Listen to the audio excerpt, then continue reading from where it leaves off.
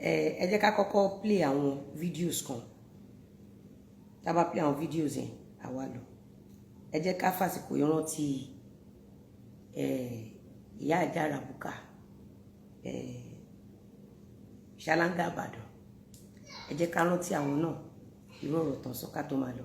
Ẹ jẹ́ ká kọ́kọ́ rántí orin wọn náà, orin tó tiẹ̀ kọ́kọ́ kọ fún èmi àtàlájì. Ẹ jẹ́ ká kọ́kọ́ gbé orin wọn wọlé náà. Mo gbọ́. Láti ọkọ Lizzy, láti jígolo, Lizzy ọmọ onígbẹ́ná, ẹ wá wáyé ọkọ tìyàwó bó ṣe tán. Ẹ̀yin tèmi ẹ kú dédé wòyí, ẹ kú àsìkò yìí ẹ̀yin tèmi, ṣé dáadáa lẹ wà?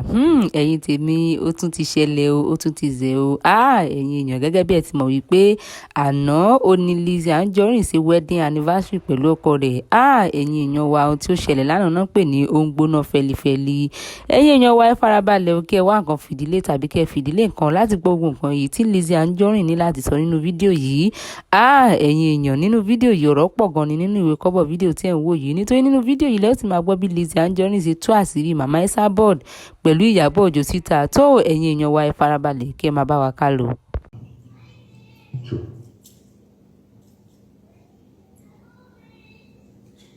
Ìyàbọ̀ yóò sì ń bẹ̀ ìjọ tẹ́sábọ̀d ń kọrin fún mi, ṣíbí wọn náà pè wọlé.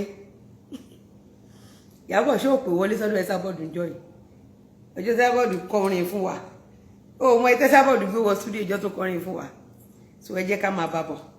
Ẹ jẹ́ ká tún play another one. Ìwé lélẹ̀. Lélẹ̀. Okay. Ẹ jẹ́ ká ẹ máa wílé. Wọ́n á mú ìlàrí. This is spiritual ìlàrí. Wípé mo kọ́rúkọ láti. Ẹ jẹ́ ká wo spiritual ìlàrí. Ẹ jẹ́ ká wo spiritual ìlàrí. Ká tó lọ nínú show èníṣì. So mo kàn fẹ́ jẹ́ ká kàn ṣe àwọn yẹ̀yẹ́ kan kí show wa lè dùn. Wọ́n á mú ìlàrí. This is spiritual ìlàrí. Wípé mo kọ́rúkọ láti. Mi ò lọ́kọ̀ láti. Ṣé rí mi ò lọ́kọ̀ orúkọ tẹ̀ ní Lizzy. Ta ló kọ́kọ́ gbé ògùn wá sórí online?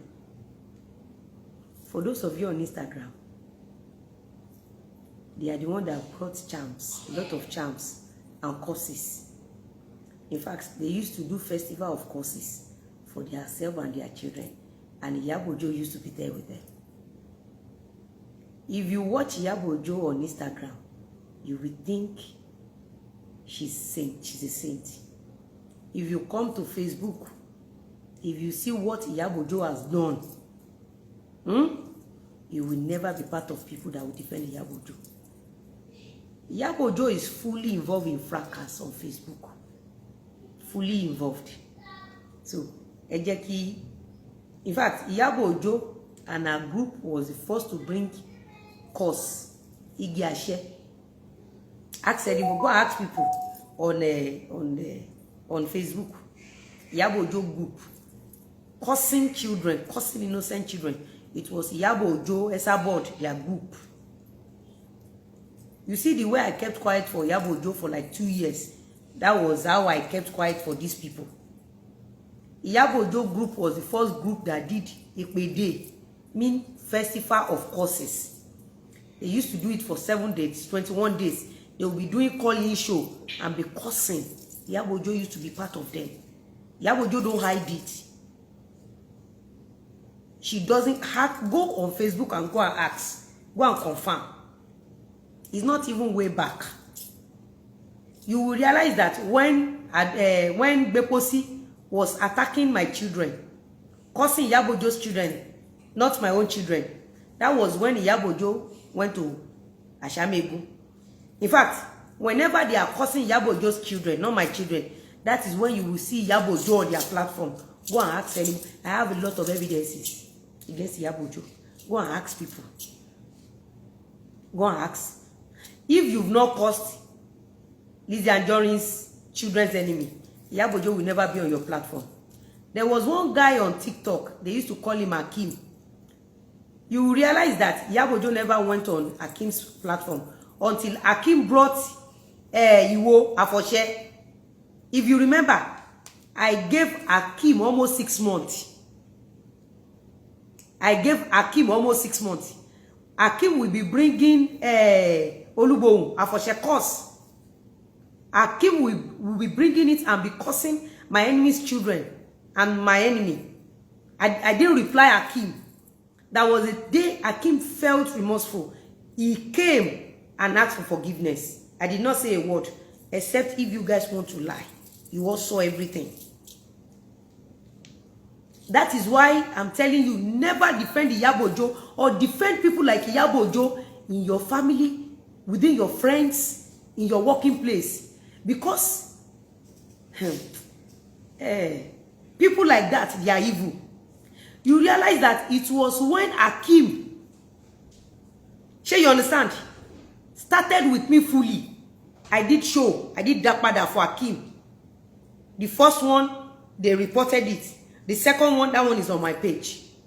It was then Iyabo Ojo now came on Akim's platform so that Akim can be bringing that thing that they are using to curse. And you want us to leave Iyabo Ojo children. Ayé àwọn ọmọ Iyabo Ojo ti bàjẹ́ already. Adabija Ojepe. You see, a lot of you forget things easily. And that is why some people did not make it. That is why some people don't make it. You all remember now. Most of you remember that guy on TikTok. Go and check. There is one nuisance, one old fool called Ashiwaju. Na jejeje asidahun that Ashiwaju started Awere. I give am back. When the Were come they talk, say I should get power. Now that time Iyabo Ojo go meet am. Anybody where they cause Iyabo Ojo children, not my children, that is when Iyabo Ojo will get close to them. You see, issue of Oduekpe, it was Iyabo Ojo that started it on Facebook. Quote me anywhere. You think I don't know what is going on? Cursing people's children, it was Iyabo Ojo that started it on Facebook. Cursing people's children.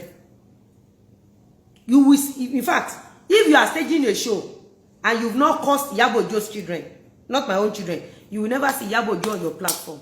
But the moment you start cursing Iyabo Ojo's children, you will see Iyabo Ojo on your platform. I have all my evidences.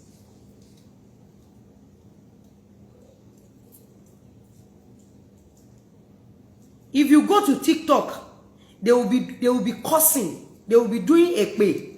They will be cursing. You will see Iyabo Ojo there. She has never come online and say, no, don't curse anybody's children because you are supporting me. Iyabo Ojo was watching BC when BC was cursing Iyabo Ojo's children. You don't understand? If you know what Iyabo Ojo is doing on Facebook, that is why during Mohbad case, it was very easy to push everything on Naira Marley's head. Iyabo Ojo has built a lot of evil people on that cyberspace. No matter how close I am to you, if you curse people's children, I will call you instantly. I'll say, no, don't do that. In fact, you don't need to curse anybody. If you are close to me, if you stage show for anybody, I'll call you. I'll be like, I'll say, no, please don't do that. I don't want your security to be at stake. That is what I used to tell people. ESABOD has never come for my children, my husband, myself, until Iyabo Ojo get close to ESABOD. Until Iyabo Ojo get close to ESABOD. And when ESABOD is cursing Iyabo Ojo's children, you will see Iyabo Ojo jumping up and down, saying, Funje, Befun. If you know what Iyabo Ojo is doing, you will see that recently Iyabo Ojo was lying that one page is not her page, because Iyabo Ojo knows that she has used that page to commit a lot of crimes and they are collecting monetization.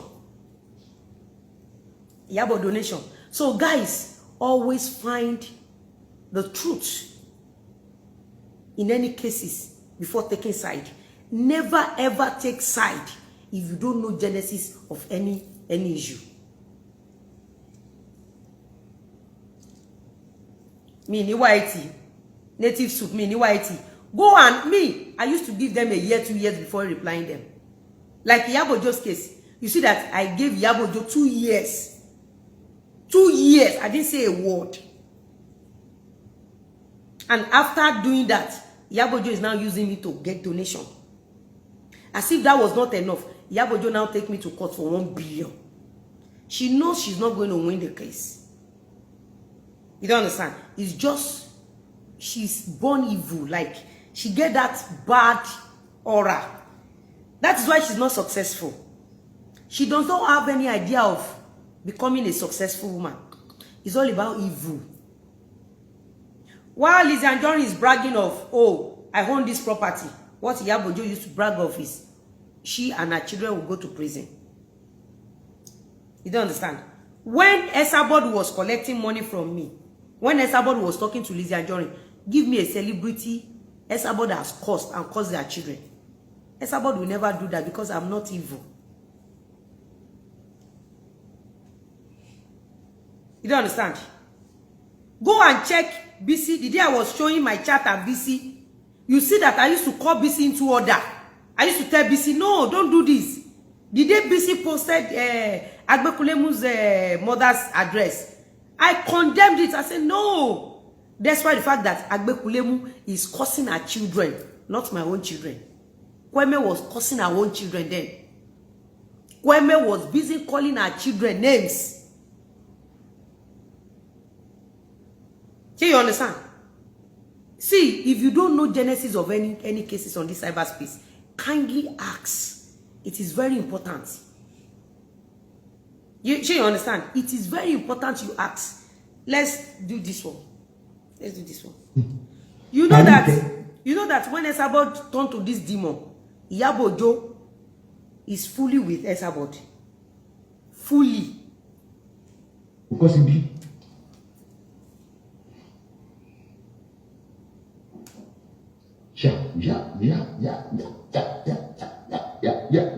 Mo fi ìpínyà sí àárín wa àti Lizzy àti Lati. Lati tí mò ń pè lọ́wọ́lọ́wọ́ orúkọ tó ń pè ní bàbá Latifa. Àní Lati láwálì tó ń pè tó fi ń dá mi àṣọ́rí níbi spiritual wa ó sọ fáwọn tó ń rajà lọ́wọ́ mi ni àwọn olórúkọ ìyá ogun tí ò bá jẹ́ ló máa sọ kí lóru. Adájọ́ that will see this one that will tell Iyabojo to go without bringing ESABOD. Maybe we will see the adájọ́. Oh God. Ẹ lọ rí daddy, ẹ pè daddy. Tó fi ń dá mi àṣọ́rí níbi spiritual wa ó sọ fáwọn tó ń rajà lọ́wọ́ mi ni àwọn olórúkọ ìyá ogun tí ò bá jẹ́ ló máa sọ kí lóru. Orúkọ tó bá ti ń pè yàn tó ti ń rà. Láti mo pe ẹlẹ́dàá rẹ̀.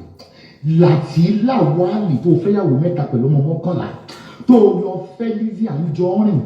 A ò lọ fẹ́ Lizzy Anjorin. Lizzy Anjorin ó fẹ́ ó gbé ẹwọ́nú lé bomi sí ẹlẹ́sẹ̀.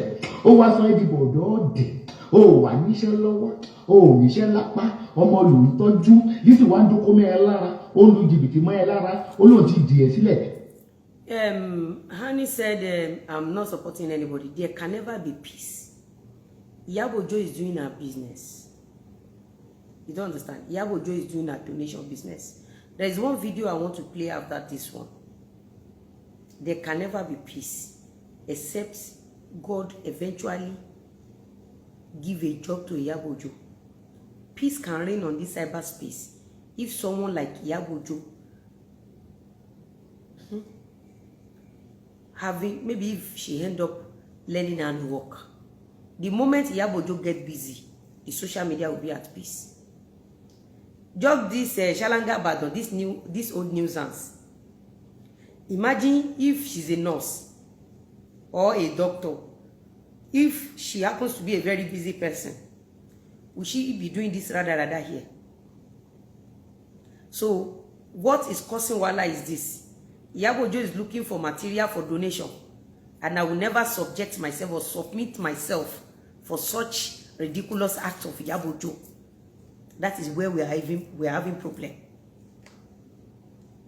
So you understand?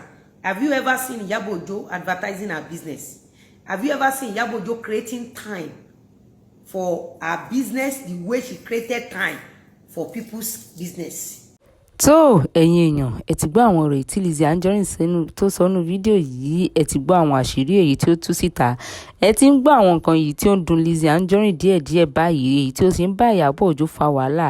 Ẹ ti gbọ́ àwọn àṣírí èyí tí Lizzy Anjorin tú síta nínú fídíò yìí, ẹ gbọ́ nǹkan tí ó sọ nípa màmá ESABOD, nípa Ìyábọ̀ Òjó. Ẹ̀yin èèyàn, mẹ́wàá ń ṣẹlẹ̀ ọbẹ̀bẹ̀ ń ṣẹlẹ̀ lórí ọ̀rọ̀ Lizzy Anjorin, Ìyábọ̀ Òjó pẹ̀lú màmá ESABOD. Ẹ̀yin èèyàn wa, ohun tí ẹ bá lérò lórí ọ̀rọ̀ àwọn èèyàn wọ̀nyí, ẹ pàdé wa ní comment section kí a lè sọ̀rọ̀ nípa rẹ̀. tó ẹ̀yin èèyàn wa, ó dìgbà. You don't understand?